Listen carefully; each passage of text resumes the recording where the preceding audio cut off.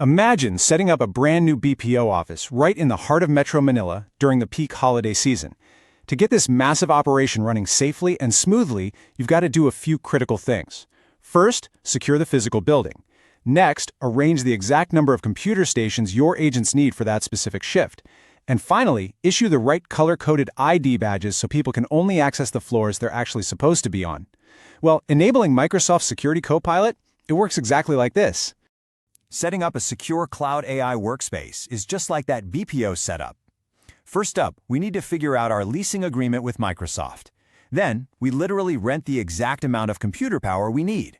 After that, we configure the strict office rules, like where exactly our customer data is stored, and finally, we hand out those digital keycards to our staff. This is exactly how we transform an empty cloud space into a fully functional, highly secure AI command center. So, to securely onboard an organization into Microsoft Security Copilot, we follow 4 distinct steps. 1. Identify your customer category. 2. Provision Copilot capacity. 3. Set up the default environment. And 4. Assign role permissions. Let's break these down. First up, identifying your customer category. Think of this step like arriving at an exclusive corporate building. If you're a Microsoft 365 E5 or E7 customer, you basically have VIP access. Security Copilot is included, and Microsoft automatically provisions it for you through a zero-click activation. You literally just get a 7-day advance notice, and boom, you're ready to go. But for non-E5 and E7 customers, you've got to go to the registrar and do the manual paperwork to rent your computing power. This is a critical distinction for us as security engineers to assess right out of the gate. And if you're gearing up for the SC-500 exam, it's an absolutely essential concept to grasp. Which brings us to step 2, provisioning Copilot capacity. If you didn't have that VIP zero-click access, this is where you have to manually rent the actual floor space and computers for our BPO agents by the hour. Except, in the cloud, we aren't renting physical desks, we're renting compute power. Microsoft measures this power using Security Compute Units, or SCUs. An SCU is just the official unit of measure for the computing power needed to run Copilot, billed hourly. But what happens if there's a massive, unexpected security incident and your team is suddenly running hundreds of complex queries? That is exactly where the overage model comes in. It ensures you have additional SCUs available on demand so the system doesn't just crash or deny service when you need it most. You get predictable billing for regular workloads, but with the flexibility to handle sudden, massive spikes. Now, before you can even click a button to rent these SCUs, you have to prove you actually have the authority to do so. The prerequisites are strict.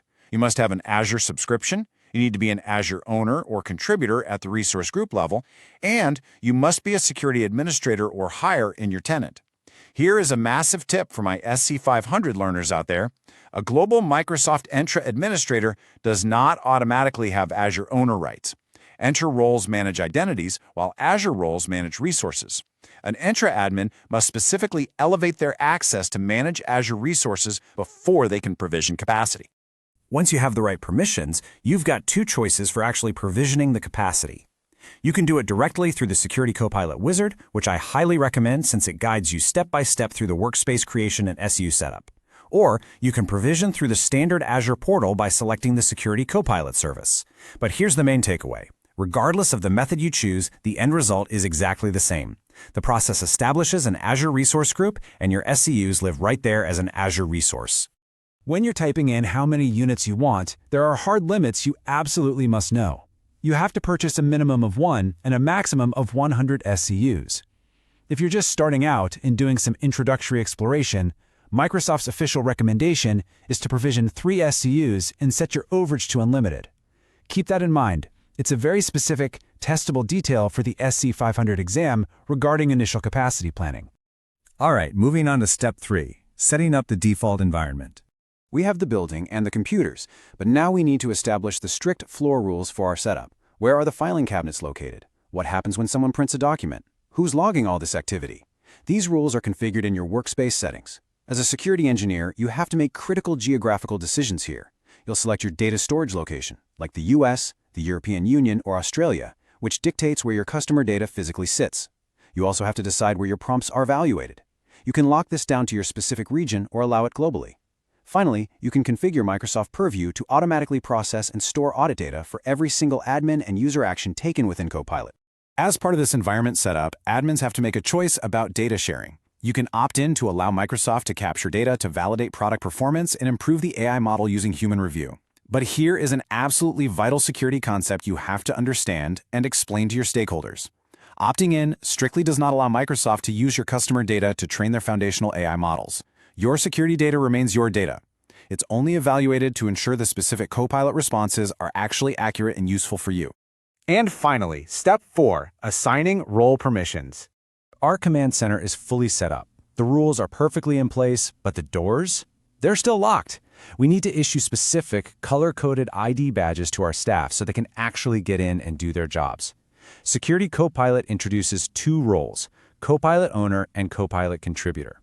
Now, these are not Microsoft Entra ID roles. They function more like access groups that only control access to the capabilities of the Security Copilot platform itself. Having the Copilot Owner badge gets you through the front door of the app, but by itself, it provides absolutely zero access to the underlying security data.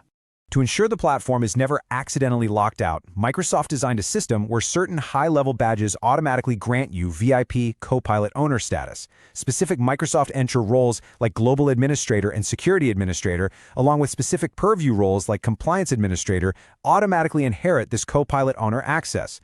Because of this inheritance, the system guarantees that Security Copilot always has at least 2 owners at any given time. Now, what about the rest of your security team who just need to use the tool? There's a brilliant shortcut for that. Admins can add a built-in group called the Recommended Microsoft Security Roles group to the Contributor role.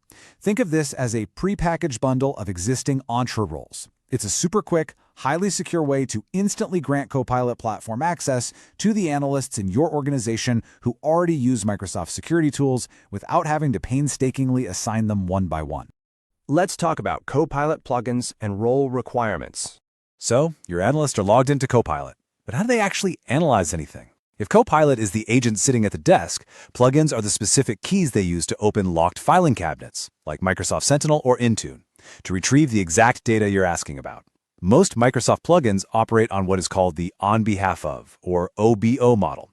This means Copilot looks at the analyst, sees what licenses and access they already have, and automatically signs into those products on their behalf. It is incredibly seamless. However, some plugins don't use OBO.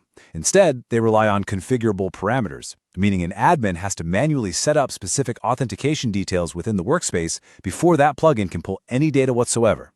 And that leads us to the absolute most crucial security takeaway of this entire setup. Copilot never, ever bypasses your existing access controls. If an analyst has the Copilot contributor role, sure, they can log into the prompt interface. But if they ask a question about a Microsoft Sentinel incident and they don't have a role like Sentinel Reader natively assigned to them in Azure, Copilot will return nothing. It strictly respects all underlying permissions.